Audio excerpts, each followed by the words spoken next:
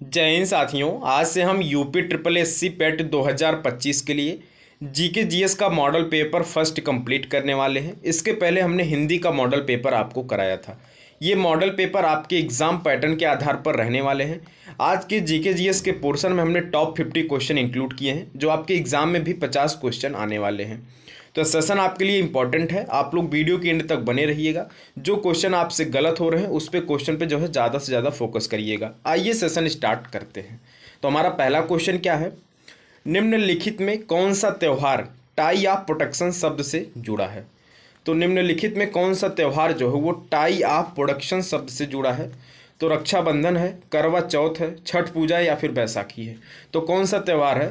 तो साथियों रक्षाबंधन त्यौहार जो है वो किससे जुड़ा है, तो टाई ऑफ प्रोटेक्शन शब्द से जुड़ा है। इस क्वेश्चन का राइट आंसर ऑप्शन ए हो जाएगा। आइए नेक्स्ट क्वेश्चन देखते हैं। हमारा नेक्स्ट क्वेश्चन क्या है, हेमिस महोत्सव पर किस धर्म का प्रभाव है।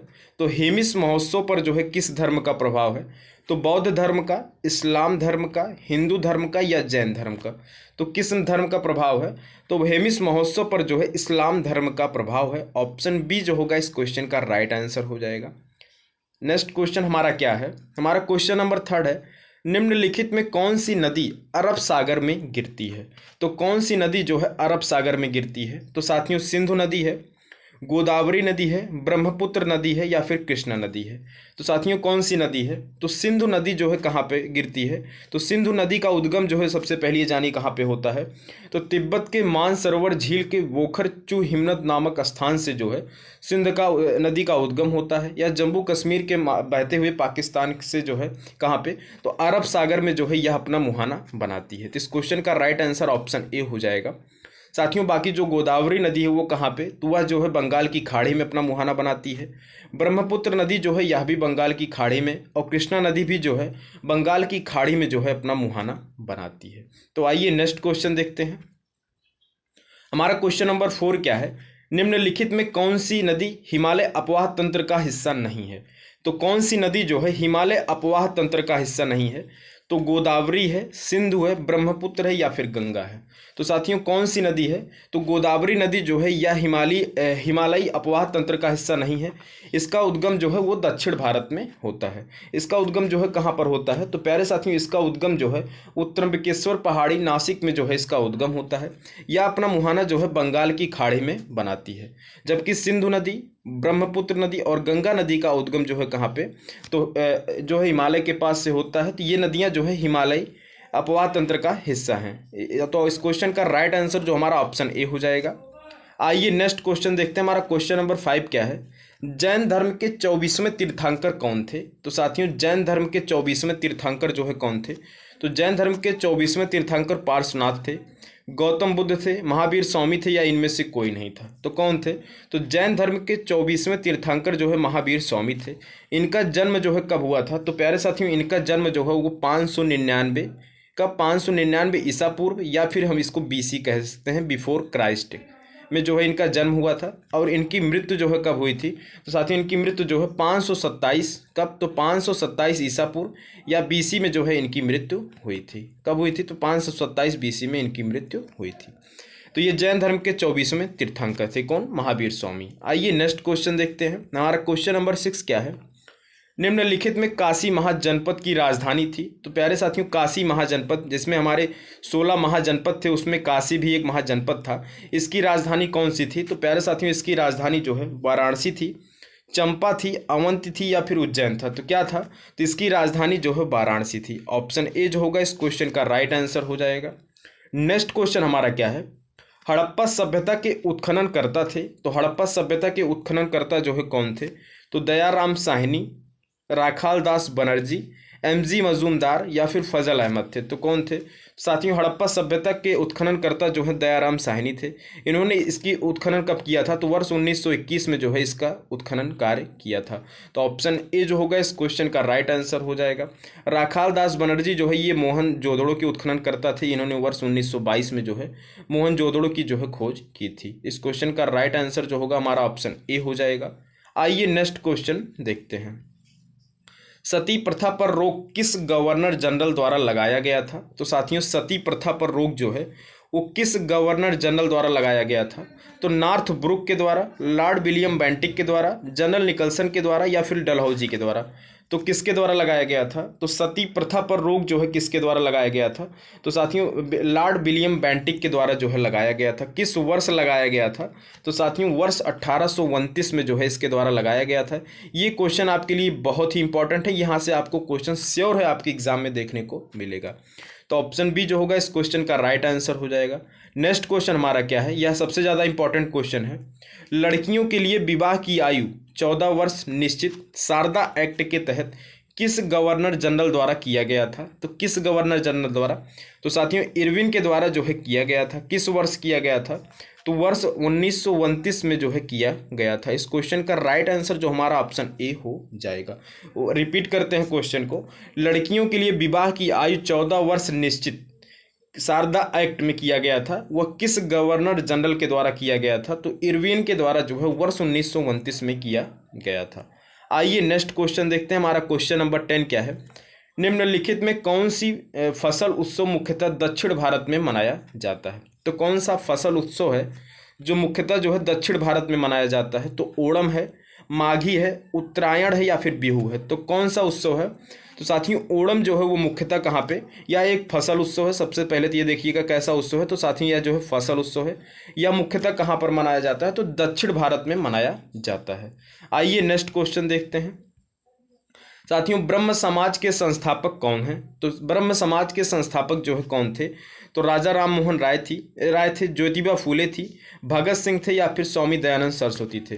तो ब्रह्म समाज के संस्थापक जो है राजा राम मोहन राय थे। ऑप्शन ए जो होगा इस क्वेश्चन का राइट आंसर हो जाएगा। किस वर्ष इन्होंने इसकी स्थापना की थी? तो साथियों 20 अगस्त कब किया था?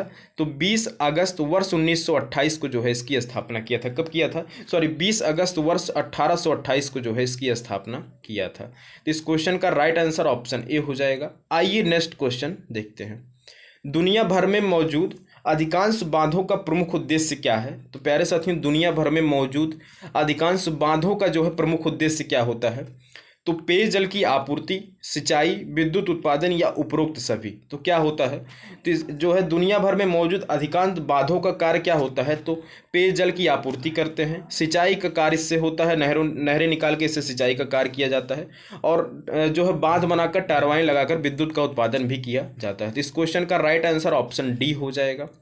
आइए नेक्स्ट क्वेश्चन देखते हैं। साथियों झारखंड में बराकर नदी पर कौन सा बांध बनाया गया है? तो साथियों झारखंड में जो है बराकर नदी पर कौन सा बांध बनाया गया है? तो साथियों सरदार सरोवर बांध, तिलैया बांध, मेहूर बांध या फिर कोनार बांध? तो कौन सा बांध बनाया गया है? तो तिलैया बांध जो है बनाया गया है। ऑप्शन बी जो होगा इस क्वेश्चन का राइट आंसर हो जाएगा। आइए नेक्स्ट क्वेश्चन देखते हैं। हमारा नेक्स्ट क्वेश्चन क्या है, संयुक्त राष्ट्र संघ का गठन किस युद्ध के अंत में किया गया था? तो साथियों संयुक्त राष्ट्र संघ का गठन जो है किस युद्ध के अंत में किया गया था? तो विश्व युद्ध प्रथम के, विश्व युद्ध द्वितीय के या फिर खाड़ी युद्ध प्रथम के या खाड़ी युद्ध द्वितीय के? तो किस युद्ध के दौरान? तो साथियों विश्व युद्ध द्वितीय के दौरान जो है संयुक्त राष्ट्र संघ का गठन किया गया था। इसका गठन जो है कब किया गया था? तो 24 अक्टूबर कब किया गया था? तो 24 अक्टूबर वर्ष 1945 को किया गया था। कब किया गया था? तो 24 अक्टूबर वर्ष 1945 को जो है इसका गठन किया गया था। इसका मुख्यालय कहाँ पे है? तो साथियों इसका मुख्यालय जो है न्यूयॉर्क में है। कहाँ पे है? तो न्यूयॉर्क में जो है इसका मुख्यालय, न्यूयॉर्क संयुक्त राज्य अमेरिका में जो है इसका मुख्यालय है। तो ऑप्शन बी जो होगा इस क्वेश्चन का राइट आंसर हो जाएगा। नेक्स्ट क्वेश्चन हमारा क्या है, ease of doing business report किस संगठन द्वारा प्रकाशित की जाती है? तो प्यारे साथियों ease of doing business report जो है किस संगठन के द्वारा जो है प्रकाशित की जाती है? तो IMF के द्वारा, वर्ल्ड बैंक के द्वारा, वर्ल्ड ट्रेड ऑर्गेनाइजेशन के द्वारा, वर्ल्ड कस्टमर ऑर्गेनाइजेशन फर्स्ट के द्वारा? तो किसके द्वारा प्रकाशित की जाती है? तो साथियों वर्ल्ड बैंक के द्वारा जो है ease of doing business report जो है प्रकाशित की जाती है। इसकी स्थापना कब हुई थी? तो साथियों इसकी स्थापना जो है वर्ष 1944 में। कब हुई थी? तो वर्ष 1944 में। किसके द्वारा? तो ब्रेटन वुड्स सम्मेलन में जो है किया गया था। इसका मुख्यालय कहाँ पे है? तो साथियों वाशिंगटन DC में जो है कि इसका मुख्यालय कहाँ पे है? तो वाशिंगटन DC में जो है इसका मुख्यालय है। इस क्वेश्चन का राइट आंसर ऑप्शन बी हो जाएगा। नेक्स्ट क्वेश्चन हमारा क्या है, पुर्तगाल की राजधानी क्या है? तो साथियों पुर्तगाल की राजधानी का क्या नाम है? तो पुर्तगाल की राजधानी का नाम जो है लिस्बन है। ऑप्शन ए जो होगा इस क्वेश्चन का राइट आंसर हो जाएगा। आइए नेक्स्ट क्वेश्चन की तरफ बढ़ते हैं। जापान की राजधानी क्या है? तो प्यारे साथियों जापान की राजधानी का नाम टोक्यो है। ऑप्शन ए जो होगा इस क्वेश्चन का राइट आंसर हो जाएगा। जापान की मुद्रा का क्या नाम है? तो जापान की मुद्रा का नाम जो है येन है। नेक्स्ट क्वेश्चन हमारा क्या है? 2011 की जनगणना के अनुसार केरल के बाद किस राज्य की साक्षरता दर अधिकतम है? तो साथियों 2011 की जनगणना में सबसे साक्षर राज्य अगर आपसे पूछा जाएगा तो केरल था। उसके बाद अगर दूसरा राज्य आपसे पूछा जाए तो उत्तर प्रदेश नहीं मिजोरम था। ऑप्शन बी जो होगा इस क्वेश्चन का राइट आंसर हो जाएगा। पहला साक्षर राज्य जो है केरल था, दूसरा जो है मिजोरम था। ऑप्शन बी जो होगा इस क्वेश्चन का राइट आंसर हो जाएगा। अगर पूछे वर्तमान में सबसे साक्षर राज्य कौन सा है तो मिजोरम जो है वर्तमान में सबसे साक्षर राज्य बन गया है। यह करंट का क्वेश्चन है। आइए नेक्स्ट क्वेश्चन देखते हैं। विश्व स्तर पर अंतर्राष्ट्रीय योग दिवस कब मनाया गया था? तो साथियों विश्व स्तर पर जो है अंतर्राष्ट्रीय योग दिवस जो है कब मनाया गया था?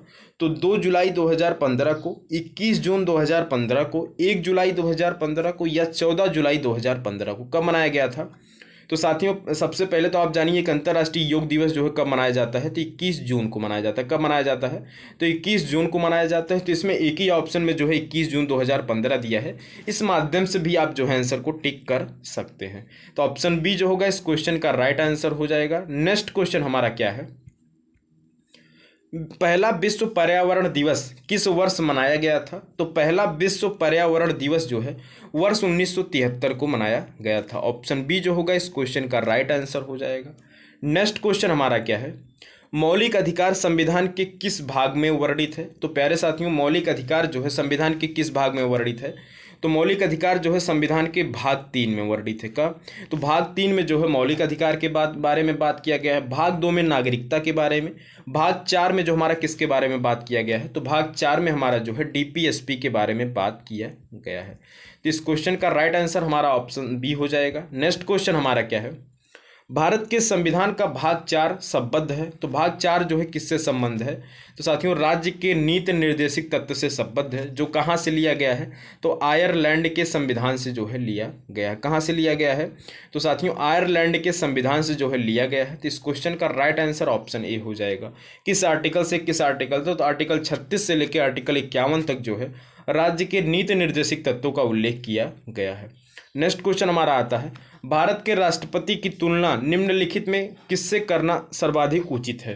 तो किससे करना सर्वाधिक उचित है? तो अमेरिका के राष्ट्रपति से, फ्रांस के राष्ट्रपति से, ब्रिटेन के सम्राट से या श्रीलंका के राष्ट्रपति से? तो किससे?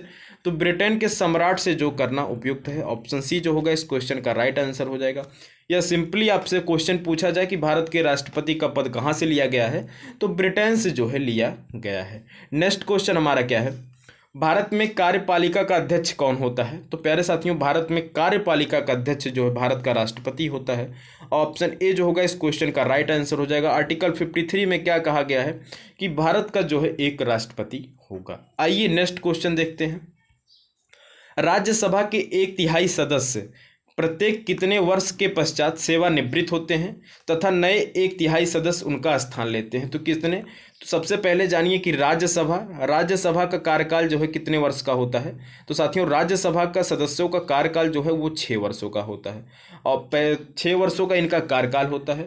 प्रत्येक 2 वर्ष के बाद जो है 1/3 सदस्य जो है सेवानिवृत्त होते हैं। इस क्वेश्चन का राइट आंसर ऑप्शन ए हो जाएगा। साथियों इसका उल्लेख किस में किया गया है? तो राज्यसभा का उल्लेख जो है आर्टिकल 80 में किया गया है।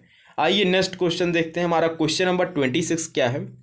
मुद्रा स्वयं का निर्माण करती है, यह परिभाषा किसने प्रस्तुत की?